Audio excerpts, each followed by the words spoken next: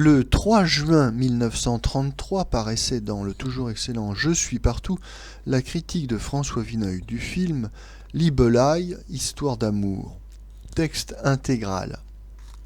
Le scénario de Libelhaï est ténu, simplifié, mais à la façon d'un cahier des mélodies de Schubert, d'un recueil de Henry Heine.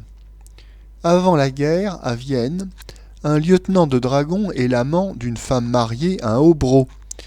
Le lieutenant, trop jeune pour jouer ces sortes d'aventures, las du danger, de la ruse, tombe très volontiers dans le piège amical que lui tend un camarade en lui présentant une gentille grisette, fille d'un violoniste de l'opéra. Un touchant petit roman se joue et se poursuit au hasard des guinguettes, des courses en traîneau. La jeune fille passe un concours de chant à l'opéra. Elle rêve déjà des triomphes. Elle va pouvoir épouser son lieutenant. Ils se font de tendres et sincères serments. Par malheur, des bavardages de popote ont ébruité l'ancienne aventure du lieutenant. Le hobereau, monoclé, cassant et dur, comme Erich von Stroheim, exige une réparation par les armes. Les conditions sont très sévères. Le lieutenant, brave et homme d'honneur, ne se dérobe pas. Malgré les efforts de son ami, le duel a lieu. Le lieutenant est tué à la première balle pour cette liaison oubliée, pour une femme qu'il n'aima jamais, tandis que sa fiancée court chez lui, insouciante et légère. Elle apprend la tragédie. Elle n'a pas une larme, mais une fenêtre est ouverte dans l'escalier, elle saute. Les deux amoureux se sont rejoints dans la mort. Autrichien par son esprit et par tous ses collaborateurs, le film Libelhaï s'inspire évidemment du cinéma germanique, mais en y introduisant des nuances notables.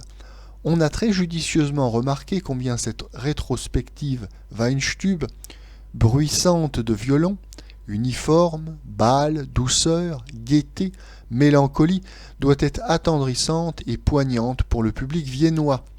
Cette poésie danubienne est communicative. Les Parisiens ont déjà fait un succès à Libelhaï. Il est certain qu'aux côtés de Moi et l'impératrice, de Nu comme un verre, du Docteur Mabuse, de l'effarante 1002e nuit, pour ne parler que des dernières incongruités en toute langue de l'écran, Libelhaï mérite d'aller au nu. Quand ce ne serait que pour son interprétation. Pas de vedette tapageuse. Les acteurs ont été choisis, et on s'en félicite, au mépris du canon photogénique. Songez que ce fut déjà un des charmes de jeunes filles en uniforme. Dans Libelhaï, les deux petites Fräulein, Louise Ulrich et Magda Schneider, n'ont d'autres attraits que leur jeunesse, leur câlinerie mutine et la vivacité de leurs sens. Aux mains d'un coiffeur virtuose, d'un expert en maquillage et d'un grand couturier, elle deviendrait sans doute aussi niaisement jolie que 10 000 fausses blondes de cinéma. La vérité, pour une fois, a été respectée. Ces deux humbles filles taillent elles-mêmes leurs blouses et leurs jupes et ignorent les coûteux instituts de beauté qu'ouvrent les vampes en retraite.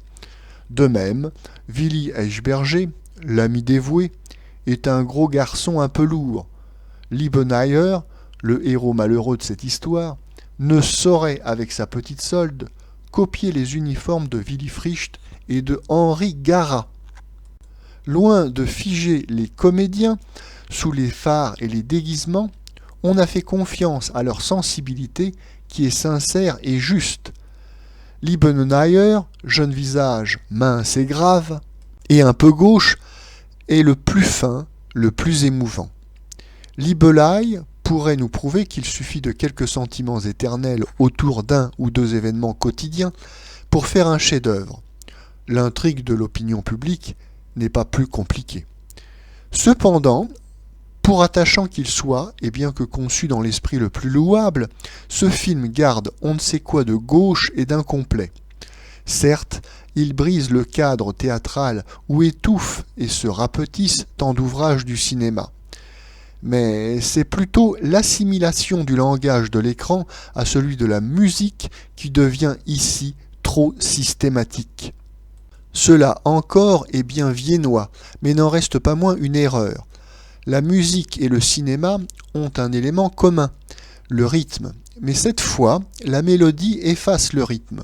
Le film est conduit comme la ligne d'un solo instrumental ou vocal, lente, sinueuse, avec de longues tenues.